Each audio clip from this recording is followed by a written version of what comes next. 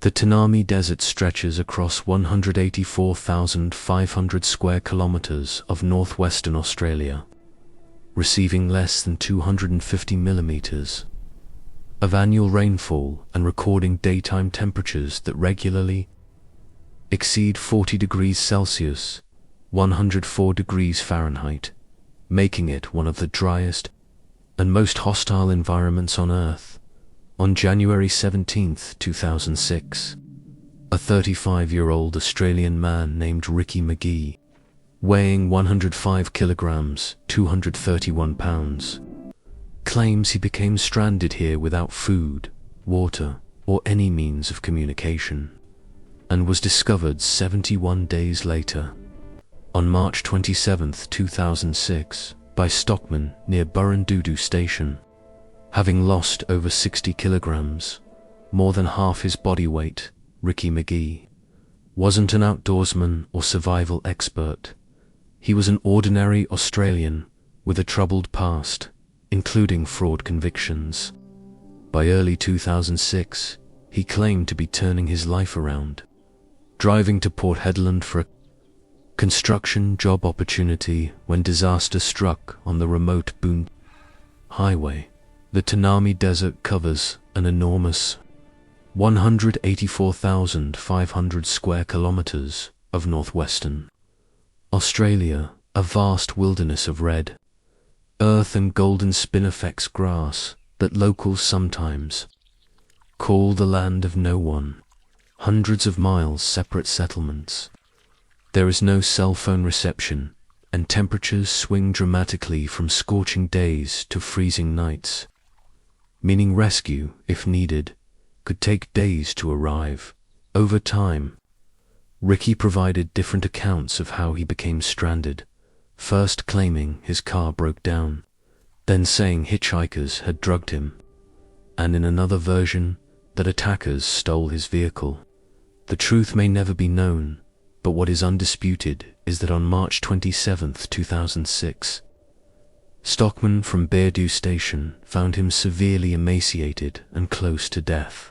The Tanami Desert is named after the Tanami Aboriginal language group, who have navigated this harsh environment for over 40,000 years. Indigenous Australians developed sophisticated techniques to find water and food in this seemingly barren landscape. Knowledge of local plants, animals, and seasonal patterns passed down through generations that would prove vital for anyone lost here. Whatever the circumstances of his stranding, Ricky faced a brutal reality, surviving in one of Earth's most hostile environments with no supplies, no experience, and no certainty of rescue. Most people in 40 degrees Celsius heat without water die within 3 days. Ricky's ordeal would last 71. According to Ricky's account, he woke up disoriented in the desert with nothing but the clothes he wore, a set of keys, and loose change in his pockets. In any survival situation, priorities are clear. Water first, shelter second, food third, and without water, death comes within days, Ricky claims. He wandered the first day in a state of shock and confusion as the scorching sun beat down mercilessly. By afternoon, dehydration had begun to take hold. Headaches, dizziness, thickening saliva, and darkening urine signaling his body was already in distress. His first stroke of luck came when he discovered a small dam, one of the artificial water catchments created for livestock on the vast cattle stations that dot the Outback. That first drink was the best thing I've ever tasted in my life, McGee later recalled. I didn't care what was in it or how bad it smelled. It was wet, and that's all that mattered. The water was stagnant, filled with insects and algae, and in normal circumstances, drinking it risks severe illness from bacteria and parasites. But when the alternative is certain death from dehydration, such risks become acceptable. With his most immediate survival need addressed, Ricky faced another challenge: shelter. The temperature swing in the desert is dramatic. Scorching days, followed by surprisingly cold nights and without protection. This cycle is physically devastating, using branches, leaves, and whatever materials he could gather. Ricky built what Australians call a humpy, a simple lean-to structure providing basic protection from the elements. He dug slightly into the ground to create a depression, positioned larger branches as a frame, and wove smaller ones into walls to block the worst of the wind. The humpy wasn't much, he said in later interviews, but it gave me some control over my situation. It meant I wasn't completely at the mercy of the environment. As days passed, Ricky established a perimeter within walking distance of the dam, learning the terrain and its limited resources. This decision to remain near a water source rather than attempting to walk out is controversial among survival experts. Some argue that in the Australian outback, striking out toward roads offers better rescue chances. But for Ricky, already weakened and with no idea which direction led to civilization, staying near reliable water ultimately proved the right choice. By day 3, hunger had become Ricky's constant companion. The human body can survive weeks without food, but the process transforms from sharp, painful hunger into a hollow weakness that permeates every movement and thought. The Tanami Desert appears barren to untrained eyes, but it does contain food sources for those desperate enough to find them. Near the dam, Ricky spotted small leeches, not something most would consider food, but to a starving man, a potential source of protein. He described catching leeches by dangling his fingers in the water until they attached, then quickly pulling them out. The first one was revolting. It wriggled all the way down and I retched immediately after swallowing, he later told journalists. But after the first 10 or so, they almost started to taste okay, almost as days turned to weeks. Ricky expanded his survival diet through necessity and experimentation.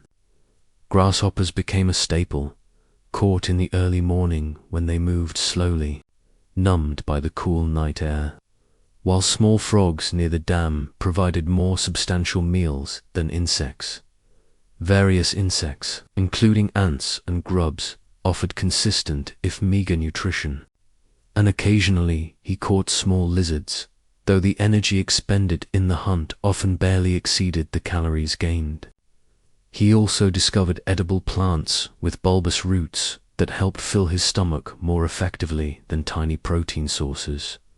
Through careful testing, touching a small amount to his skin first, then trying a tiny taste, and waiting for reactions, he identified what was safe to eat. These dietary adaptations reflect a fundamental survival principle when facing starvation. Cultural food taboos become luxury beliefs that have no place in the calculus of survival. As his body adjusted to this unusual diet, Ricky established a strict daily routine structured around energy conservation. Dawn meant collecting insects while they were still sluggish from the cold. Midday meant resting in shade during the hottest hours. Evening meant searching for plants and attempting to catch frogs or reptiles. And night meant retreating to shelter to conserve body heat. The Tanami Desert is home to some of Australia's deadliest creatures, including the eastern brown snake, responsible for more deaths in Australia than any other snake species, and the second most venomous land snake in the world. One bite in Ricky's isolated situation would have meant certain death, and these aggressive snakes are commonly found around water sources, exactly where Ricky needed to be. As weeks passed, Ricky's body underwent dramatic changes as starvation took its toll. Fat reserves disappeared first, his face hollowing out, his stomach flattening, then muscle began to waste away, making even short walks exhausting. His body was consuming itself to stay alive in a process called catabolism, according to medical experts who later examined him. Ricky was losing approximately 1 to 2 kilograms every day, a rate that put him on a collision course with organ failure and death if rescue didn't come. The human body can only cannibalize itself for so long before vital organs begin to fail. Approximately 6 weeks into his ordeal, Ricky faced a new crisis. A dental abscess formed, a common complication when malnutrition weakens the immune system. For 3 days, the infection caused excruciating pain that radiated through his jaw and face. Nothing else existed. He later described, not hunger, not thirst, just pain. The infection spread, causing visible swelling and fever, with yellow pus occasionally draining from beside the affected tooth. Without antibiotics, Ricky claims he made a desperate decision to extract the tooth himself using a car key, a medically extreme act, but one with documented precedence in survival situations. Whether the extraction happened exactly as described or has been embellished in the retelling, the underlying medical threat was real. Dental infections can spread to the bloodstream, causing potentially fatal sepsis. And without treatment, Ricky's only option was to rinse continuously with dam water, fighting to keep the wound as clean as possible. This medical crisis coincided with another problem. The dam was shrinking, evaporating in the relentless heat, with the water line receding further each day. With no choice but to find another water source, Ricky gathered what little strength remained and began exploring beyond his established perimeter, his feet cracked and bleeding through the tattered remains of his shoes. 2 days into this desperate search, he discovered a decrepit windmill and another dam, a critical find that would become his salvation. Even more fortunate, he discovered a large metal cattle trough that could serve as shelter, protection from both the elements and the dingoes that had begun circling closer at night. Perhaps sensing his vulnerability, the trough became my home, he later said. When those dingoes came at night, I could hear their claws on the metal. They couldn't get to me, but they were trying.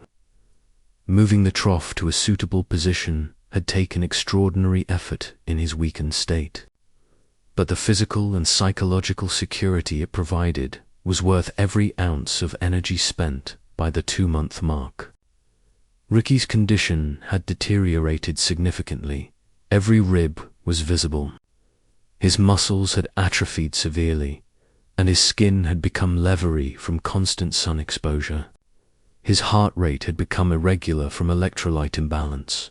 His vision would blur or darken, and his thinking had grown foggy with periods of confusion. Medical experts who studied his case note that at this stage, Ricky was approaching the boundary beyond which survival becomes medically impossible. The human body can only cannibalize itself for so long before vital organs fail, and yet, somehow, he held on. Day 65, more than 2 months alone in the wilderness. According to Ricky's account, the psychological toll of isolation had become as threatening as the physical challenges. As humans are social creatures whose brains aren't designed for complete solitude, especially during crisis. I started talking to myself, he later recalled.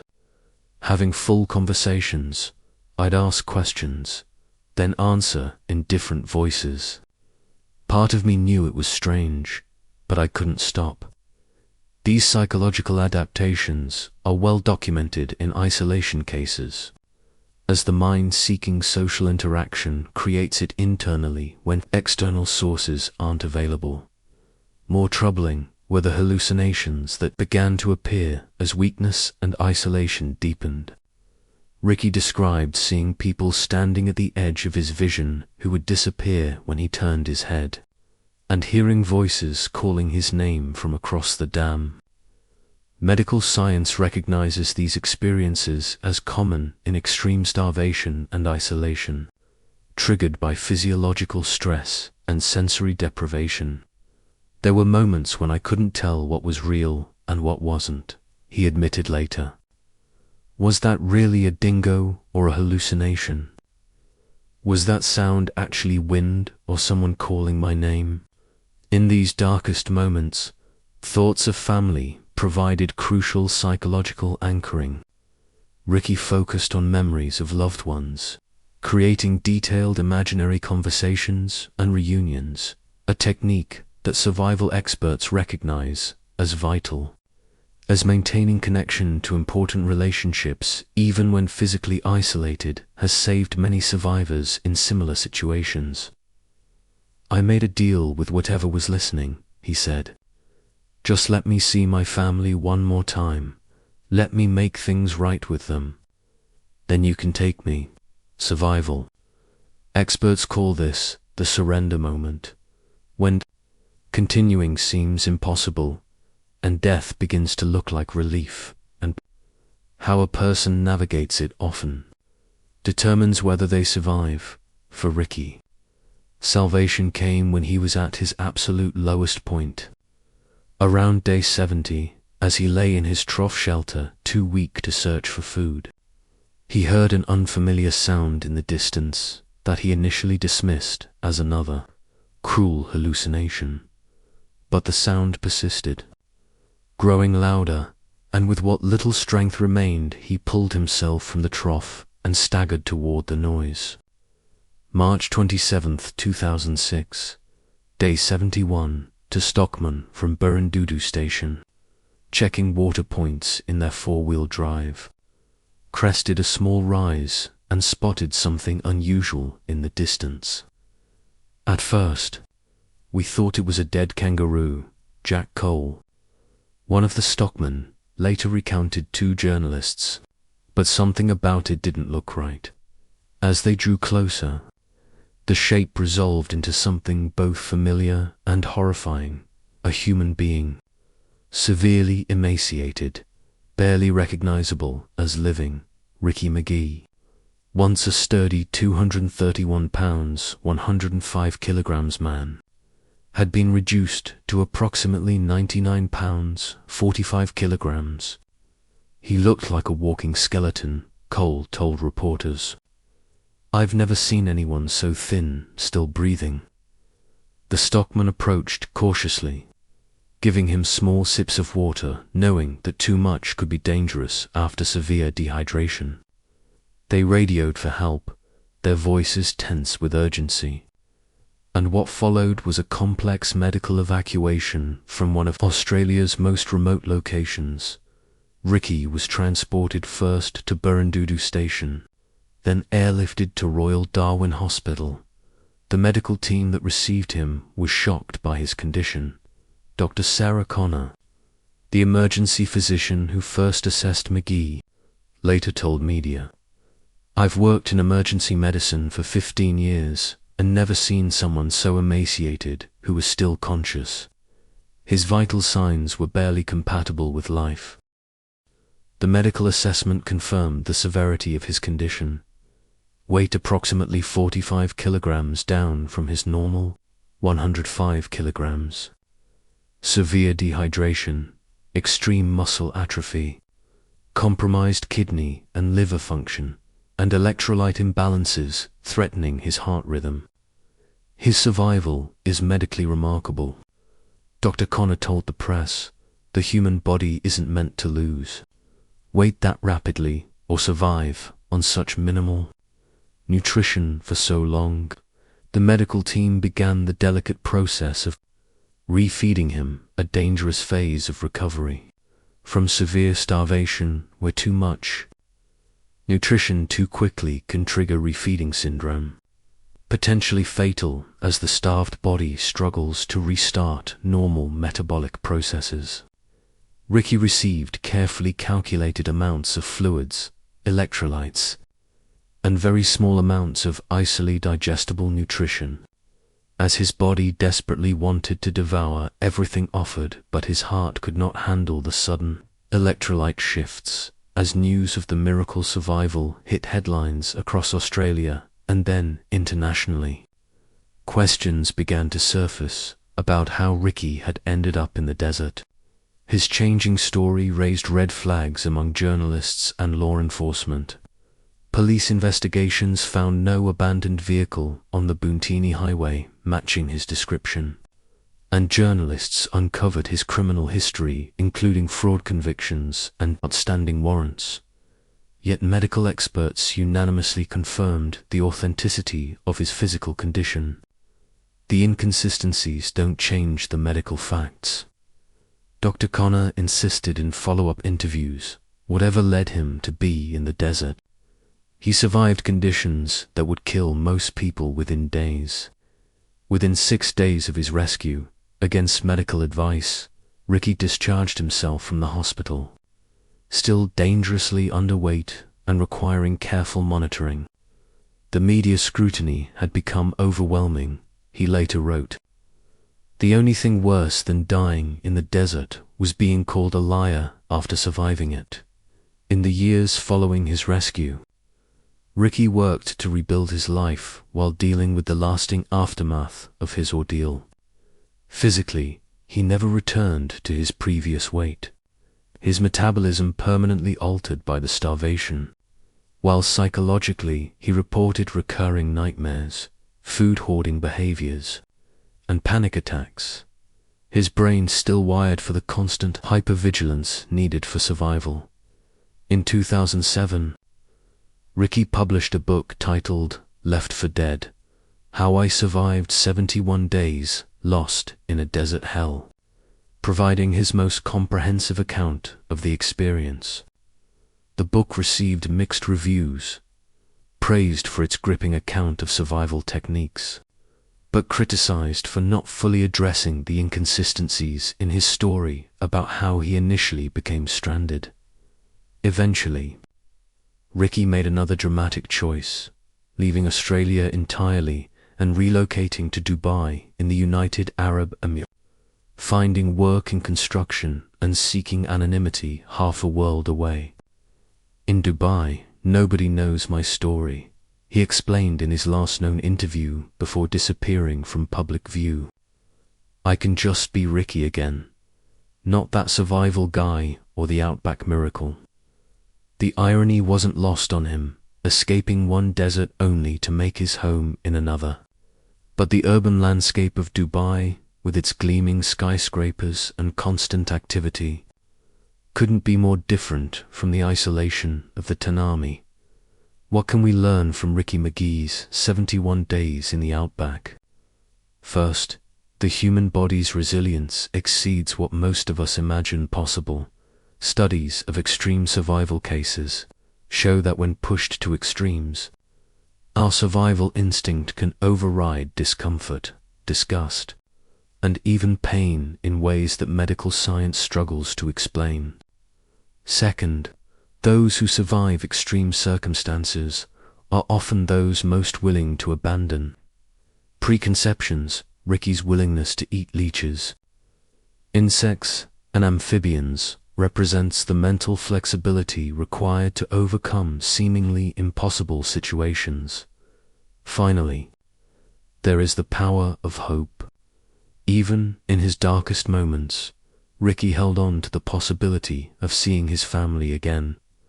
That psychological anchor, having something to live for beyond mere survival, is often what separates those who make it from those who don't.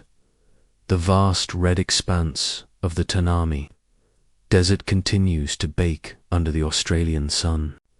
Temperatures still soaring above 40 degrees Celsius as the spinifex grass rustles in the hot wind and dingoes howl under brilliant night skies. And somewhere in that wilderness, perhaps near a decrepit windmill or a dried-up dam, the echoes of one man's extraordinary struggle to survive against all odds linger on the desert air, According to doctors at Royal Darwin Hospital, McGee had lost approximately 60 kilograms, more than 57% of his original body weight, over 71 days, placing his case among the most extreme documented starvation survivals in modern medical history, with less than a handful of comparable cases ever recorded worldwide. His 2007 book, Left for Dead: How I Survived 71 Days Lost in a Desert Hell, published by Pan Macmillan, Australia, and covered by ABC News, the Sydney Morning Herald, and the BBC, cemented his place as one of the most medically astonishing survival cases of the 21st century. Proof that the human will to live can push the body far beyond what science alone would predict.